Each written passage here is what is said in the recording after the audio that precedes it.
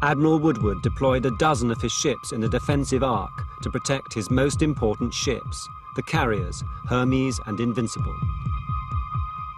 You go in for what's called layered defense. The best analogy, I suppose, is an onion. It's a series of skins, in the middle of which you have your mission-critical units, which are the two carriers. Lose one, we've lost the war.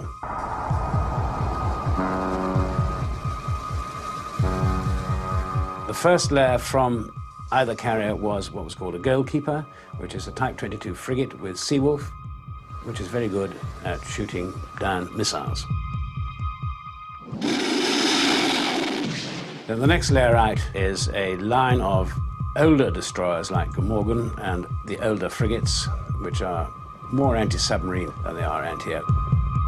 The further layer, 20 miles out beyond that, are the three Type 42 destroyers like Sheffield with Sea Dart launchers, which are designed to shoot down missiles. And then beyond that, now it's getting a really thin layer, Sea Harriers, interceptors, as you can put out on this ring, which is now 50 miles out. And so it's a huge, great arc.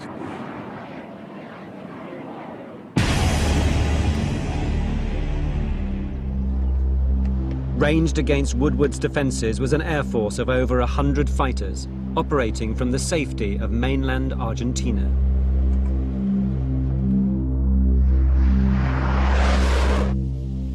Some planes were armed with a new weapon that greatly worried the British, a French-built missile, the Exocet.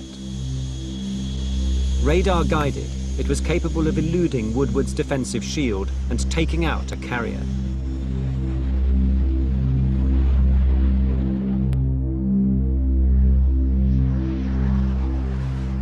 Argentine pilots had never fired an Exocet.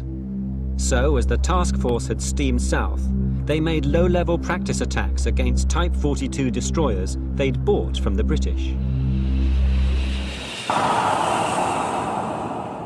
They soon found a way of slipping under the radar of these ships.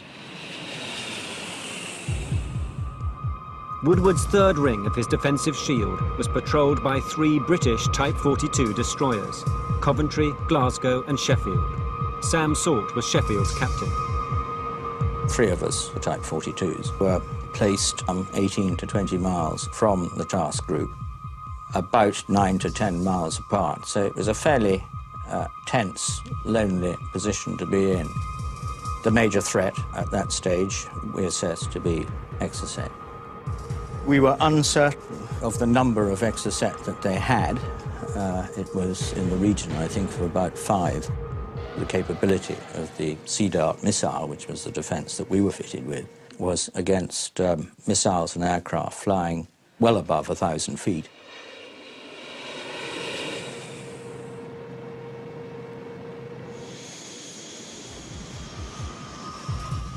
At 9:45 a.m. on May the 4th, two Super Étendard aircraft, each armed with an Exocet, took off in search of the two British carriers.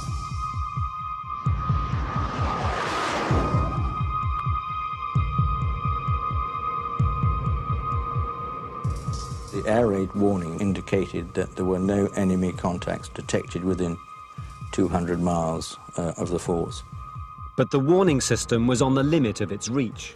Augusto Berra Caraz, who had trained in Britain, was leading the operation.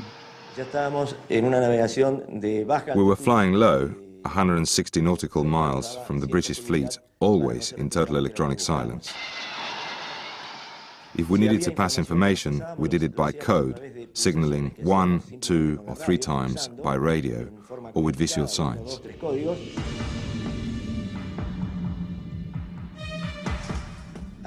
At about 40 nautical miles from the fleet, we ascended in silence to 2,500 feet. We emitted 3 sweeps with our radar. The plane's radar sweeps should have given away their position to the British destroyers. Glasgow did pick up a signal. Blind, AWOL, 1 probable target, 01010. Go flash, direct the radar.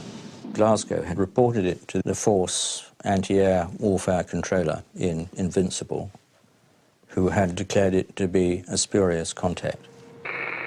Sheffield's radar should also have found the two planes, but at that very moment it was turned off, to allow officers to speak to London by satellite phone.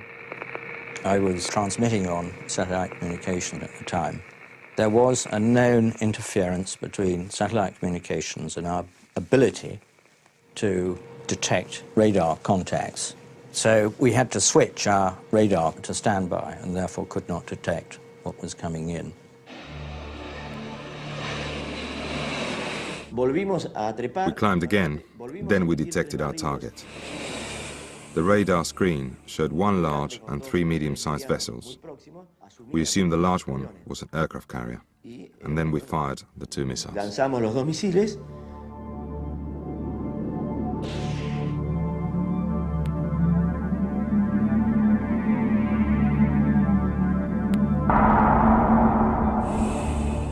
Guided by their own radar, the Exocets were now less than 2 minutes from their target. Our first identifiable contact was about 30 seconds on the bridge, when the bridge saw 2 contacts very low down with smoke trailing. As soon as the situation was realized, the radar equipment was switched back on, and there was the transmission from the homing head coming in loud and clear. By that stage, we were within seconds.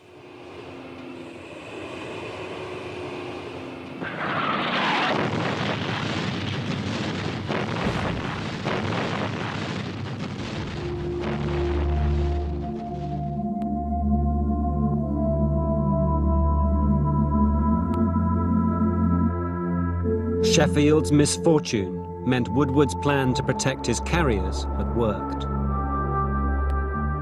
The 2 carriers were 20 miles away.